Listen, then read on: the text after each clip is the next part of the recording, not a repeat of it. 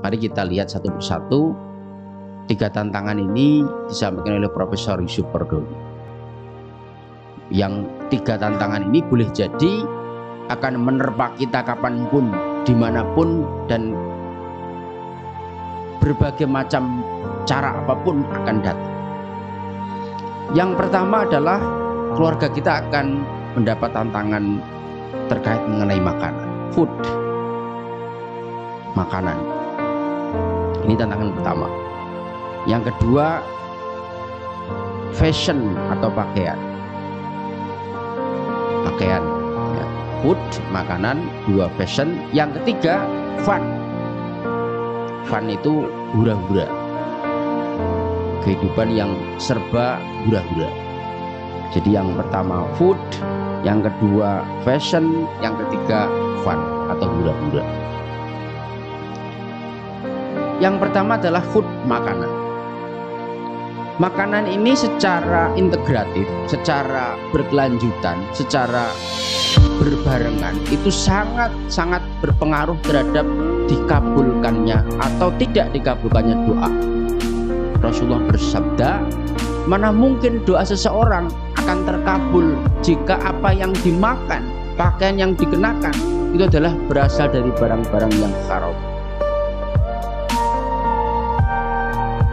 Jadi kalau kita abai terhadap konsumsi makanan, itu sangat berpengaruh para jamaah terkait dikabulkan dan atau tidaknya doa kita. Coba bayangkan kalau doa-doa kita itu tidak terkabul. Kan kita itu berharap doa itu mesti yang terbaik. Contoh keluarga berarti Rabbana hablana minaz azwajina wa dzurriyyatina qurrata a'yun waj'alna lil muttaqina imama. Atau Rabbana anzilna munzalan wa anta khairul munzilin misalnya. Ya Allah, turunkanlah sesuatu hal yang Engkau pandang baik bagi keluarga kami. Rabbana anzilna munzalan wa anta khairul munzilin. Dan Engkau adalah sebaik-baik yang memberikan rezeki, memberikan sesuatu yang menurunkan. Tapi kalau apa yang kita panjatkan itu tidak pernah didengar oleh Allah, minta anak soleh tidak didengar, minta istri yang taat pada suami tidak didengar oleh Allah, minta anak-anak kita sehat tidak didengar Allah, apa yang terjadi? Tentu kebalikan dari apa yang kita minta. Boleh jadi anak-anak kita itu nakalnya luar biasa gara-gara kita abai terhadap makanan kita. Kita suka membawa makanan-makanan yang gray area atau hal-hal yang sangat-sangat abu-abu ke kehalalannya atau rumah. Maka istri dan anak kita boleh jadi bukan istri dan anak yang ideal. Boleh jadi apa yang kita terus panjatkan tidak pernah oleh Allah didengar. Kita minta rezeki yang ada seret rezeki kita. Kita minta anak kita yang soleh, justru malah anak yang sebaliknya, dan seterusnya dan seterusnya. Ini karena makanan. Dan Allah sudah sangat jelas sekali mengantisipasi, meminta kita untuk tidak abai, untuk concern, untuk memperhatikan. Dalam Quran surat Al-Baqarah 173 jelas sekali titik kritis kehalalan kita itu Allah sudah jelaskan. Ini loh makanan yang haram, hindari. Berarti selain itu halal. Dalam Islam halal lebih banyak daripada yang haram. A'udzubillahi minasyaitonirrajim. Innama harrama 'alaikumul maitata waddama walahmal khinziri wa ma uhilla bihi lighairillah. Innama harrama 'alaikumul maitata, telah diharamkan bagi kalian makanan yang haram, maitah, bangkai. Yang pertama bangkai. Kalau orang-orang ibu-ibu di pasar paham bangkai itu tiren. Jadi bangkai itu tidak akan orang ini jual bangkai, nggak ada. Pasti akan dicampur, atau kalau campur itu tempat tapi mungkin pisah.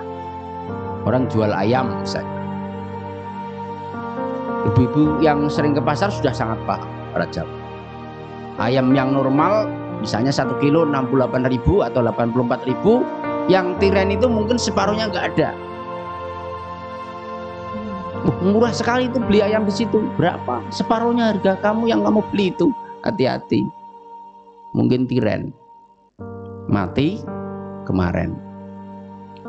Dan fenomena ini banyak sekali, terutama di lingkungan kampus-kampus. Hati-hati para jamaah kalau kita menyekolahkan anak kita di kampus-kampus. Mahasiswa itu kan carinya murah meriah, kenyang. Cari warung makan ayam goreng yang murah sekali itu di situ, 3.500 dapat ayam separuh. Hati-hati. Jangan-jangan tiren. Udah mahasiswa muslim, sholatnya bagus, tapi apa yang dikonsumsi tiren, bahaya itu. Ilmunya nggak berkah. Mati kemarin. Dan ini banyak fenomena. Bagaimana Ustadz misalnya tentang daging gelonggongan? Ini juga terjadi jamaah. Hati-hati juga kalau kita pilih daging. Oh ini daging, cirinya gampang. Kalau daging gelonggongan, apa itu gelonggongan? Gelonggongan itu oleh pakar peternakan itu sapi yang dipaksa minum air yang banyak sebelum disembelih. Dan ini terjadi di RPH-RPH yang nakal. Jadi sapi itu sebelum disembelih para jamaah itu dipaksa untuk minum. Jadi disogok begini, itu dimasukkan peralon yang panjang sehingga daging itu belembung, badannya itu belembung. Kenaikannya bisa luar biasa sampai, mohon maaf, naudzubillah min dzalik, mata sapi itu terbelalak sampai sekarang karena saking banyaknya air yang dikonsumsi dan baru disembelih. Ini para pakar ahli peternakan menyebut ini titik kritis kehalalan. Di sini titik kritis salah. Sapinya halal, menyembelih halal, tapi prosesnya tidak halal, haram itu tetap. Berakhirnya haram. Dan ini banyak sekali di pasar-pasar itu banyak. Sesekali jamaah monggo dipersani di pasar-pasar, keliling-keliling, sekali-kali tidak beli tidak apa-apa. Para pedagang itu pinter-pinter, kalau daging gelonggongan tidak digantung, tapi daging yang bagus ditaruh di bawah, digantung. Jadi kalau beli daging kok di bawah, hati-hati. Naruhnya di bawah, hati-hati. Itu gelonggongan biasa. Kenapa? Karena airnya banyak sekali, dia mengalir. Daging sapinya itu mengalir air. Nah, itu biasanya gelonggongan. Kenapa kok tidak digantung? Digantung kan airnya kan turun terus netes. Karena dengan banyaknya daging yang ada airnya itu, di kilo ditimbang itu akan lebih berat daripada yang tidak digelonggong. Maka Majelis Ulama mengatakan menyiksa hewan itu haram. Itu bagian dari menyiksa. Itu menyembelih dengan tidak tuntas itu pun juga menyiksa. Itu juga titik kritis kehalalan. Hati-hati. Nah, kita kalau abe, maka itu akan berpengaruh terhadap doa kita. Dan kalau itu kita konsumsi, sering makan nyari yang murah, kita bawa ke keluarga, apakah kita tega memberikan suplai makanan kepada anak dan istri kita barang-barang yang haram? Halal tapi prosesnya tidak halal, maka akan terjadi haram juga. Ini. Jadi yang pertama adalah maitah, bangkai, tiren, mati kemarin, termasuk gelonggong juga bagian dari sini. Yang kedua adham. Adhama itu artinya darah yang mengalir. Kalau di pasar namanya dideh. Ya, saya dulu sering melihat HI. HI itu singkatan hidangan istimewa kampung. Kalau sekarang di Semarang namanya kucingan. Banyak sekali warung-warung makan kucingan yang menjual dideh. Dideh itu apa? Darah yang sudah dimasak, darah ayam atau darah apapun, dimasak sambil dideh, kemudian dicetak. Nah, dicetak ini kemudian diiris tipis-tipis, kemudian nanti dibumbu, mau bumbu rendang, bumbu apa, menarik sekali kelihatannya. Tapi ini darah haram. Ya, saya satu kali pernah menanya kepada warung makan Mas, sampean kok jual jual hideh, rawat didosa kok. Nah gimana Pak, ada yang nyari itu Pak kalau nggak ada? Saya kan sebagai pedagang harus menyiapkan dan menjadikan warung ini ramai. Jawabannya itu, ada orang yang nyari. Artinya apa? Ada konsumennya. Nah, di sini para jamaah, kita juga sesekali waktu harus memberikan nasihat bahwa apa yang kau jual itu adalah barang yang haram. Kalau engkau jual yang haram, pasti ada saja orang yang membeli.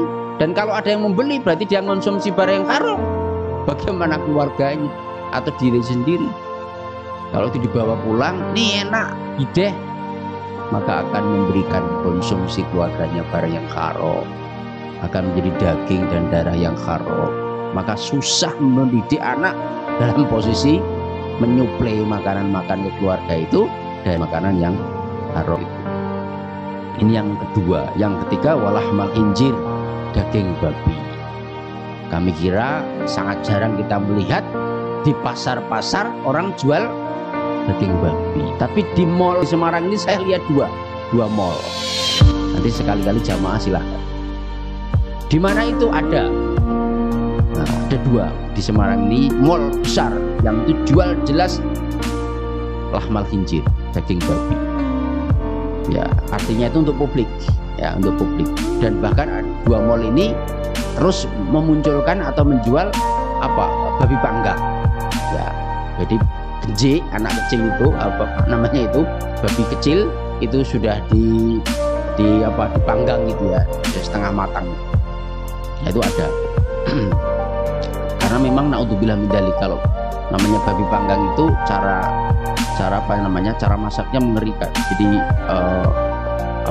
sudah barang yang haram, jijik, kemudian cara memasaknya pun dengan cara yang sangat jijik. Jadi tidak ada namanya babi disembelih. Itu jamaah kalau melihat itu mengerikan ya. Kebetulan saya juga ngajar ilmu Islam dan jadi saya harus menceritakan bagaimana keharaman babi. Jadi babi itu tidak disembelih para jamaah. Babi itu kalau akan dikonsumsi, akan dibunuh itu dengan cara disogok. Jadi ada alat yang sangat panas, besi, panas sekali, dan disogok dari belakang ke depan. Nah, dari situ dia masih belum begitu mati. Nah, kemudian dipanggang langsung. Jadi mengerikan. Itu. Jadi sudah barang haram, cara ya penata laksanaan dalam proses menyajikan pun dengan proses yang sangat bijak. Ya, tidak ada babi yang disembelih, ya, nggak ada. Ya, di situ. Jadi terus gimana Pak cara membersihkannya macamnya? Ya seperti itu, udah panggang, namanya aja babi panggang seperti itu. Jadi sesekali waktu jamaah ya mungkin di YouTube apa-apa. Nah itu yang ketiga. Jadi lahmal khinzir. Hanya para jamaah yang budiman bahwa tidak ada, sangat jarang kita lihat di warung-warung makan itu yang menjual daging babi. Di Tembalang ini ada, di dekat rumah saya, ya, di samping kecamatan, kantor kecamatan Tembalang itu ada itu warung makan yang khusus menjual daging babi. Nah, para jamaah lihat nanti. Sekali waktu saya pernah dulu, naudzubillah min dzalik, di tahun 2005 ya. 2005 kebetulan anak saya masih kecil, istri saya tidak saum Ramadan, habis subuh sebelum sebelum sahur itu saya nyari warung makan. Di depan ternyata buka itu. Naudzubillah min dzalik, beliaunya mengatakan, "Pak, ini sate B4 B1." Gitu. Waduh, ya sudah gitu ya. Pikir saya sate ayam gitu. Tapi ternyata sate B4 B1. Bagaimana kalau saya sahur dengan B4 B1? Wah, mengerikan. Untungnya mbaknya itu bilang. Dan ini terjadi banyak kalau di bawah ya. Di dekat Juara kan banyak sekali. Nah, hanya barangkali di era sekarang ini para jamaah yang dimuliakan Allah, yang harus kita antisipasi adalah bagaimana proses-proses enzim babi yang sengaja disusun, dibuat, dirancang, yang itu untuk dicampurkan dalam bahan-bahan makanan. Tetap ada labeling halalnya, tapi prosesnya ini yang kita tidak tahu. Dan ini kenakalan para perusahaan, dan itu susah sekali untuk diterka. Perusahaan mana yang nakal, perusahaan mana yang tidak nakal. Maka bagaimana Ustadz kalau seperti itu? Ya bismillahirrahmanirrahim sebelum konsumsi. Kita bayangkan saja bagaimana kalau misalnya Majelis Ulama Indonesia itu dicabut untuk melaksanakan proses labeling halal. Coba kita lihat di mal-mal itu, semua makanan minuman pasti ada labeling halalnya. Kalau tidak ada labeling halal dari MUI, sudah pasti makanan minuman itu diragukan kehalalannya. Ya, kalau sudah seperti itu, apakah tetap akan kita ambil? Ya, dulu ada kopi, ya ramai sekali itu, ya, produknya X lah begitu, yang itu tidak ada labeling halal. Ada, memang saya cek di pasaran, di mat-mat kecil itu ada. Nah, kok bisa sampai terjual? Ya karena memang sudah dapat izin perdagangan. Ya, perkara mengenai apakah MMOK, makanan, minuman, obat-obat kosmetik itu halal tidaknya, itu tidak masalah kalau saya sudah dapat izin edar. Nah, maka kita harus melihat dengan seksama makanan-makanan, produk-produk yang di pasaran itu halal atau tidak. Kalau kita abai sekali lagi terhadap mengkonsumsi makanan yang kita konsumsi untuk keluarga kita ini, maka boleh jadi kita akan memberikan barang, makanan, minuman, bahkan obat-obat kosmetik yang haram kepada keluarga kita. Kalau itu terus kita berikan kepada keluarga, ya tentu kita akan memberikan keharaman bagi keluarga kita. Dan kalau keluarga kita sudah sering kita berikan konsumsi yang haram, akan menjadi darah, jadi daging. Bisa kita bayangkan anak-anak kita terlahir besar, istri kita ya mendamping kita terus mengkonsumsi barang yang haram. Ini yang pertama, tantangan berat kita. Kita hindari keluarga kita dari konsumsi barang yang haram. Dari makanan, minuman, obat-obat kosmetik yang haram kita hindari. Entah itu dalam proses pembuatannya, proses penyajiannya, maupun proses perdagangannya. Ini harus kita hindarkan. Barang yang halal, prosesnya halal, tapi perdagangannya haram juga kita hindari. Bagaimana cara haram itu? Lirar, contohnya menjual mangga yang belum matang atau belum tua, atau sistem ijon. Nah, itu jelas mangga itu halal, proses perdagangannya halal, ya, tapi yang dijual, yang dalam proses jual belinya itu haram. Jual belinya halal, mangga kan halal. Nah, tapi sistem ijon. Tidak cuma mangga, para jamaah. Ya, mungkin apa? Buah-buahan di sekitar kita. Nah, kalau ada orang yang datang kemudian sudah melihat mangga kita itu ranum, ya masih belum tua tapi sudah ranum, nah ditawar. Nah, itu harus hati-hati. Itu yang pertama terkait tantangan kita. Dan kalau kita abai terhadap pola makanan bagi keluarga kita ini, tentu keluarga kita akan susah kita bawa kepada keluarga yang sakinah mawaddah warahmah. Dan makanan yang keempat yang haram adalah sebagaimana firman Allah tadi itu adalah wa ma uhilla bihi li ghairillah. Apa itu? Sembelihan atau makanan atau hewan yang disembelih bukan atas nama Allah. Ya, bukan atas nama Allah ini baik proses maupun tujuannya. Juga ini sangat sensitif. Karena apa? Tidak semua orang prosesnya tahu bagaimana menyembelih dengan baik. Termasuk tadi yang kami ceritakan di awal, proses daging sapi yang dipotong dengan proses gelondong tadi itu adalah termasuk bagian dari sini. Nah, maka kita harus hindari.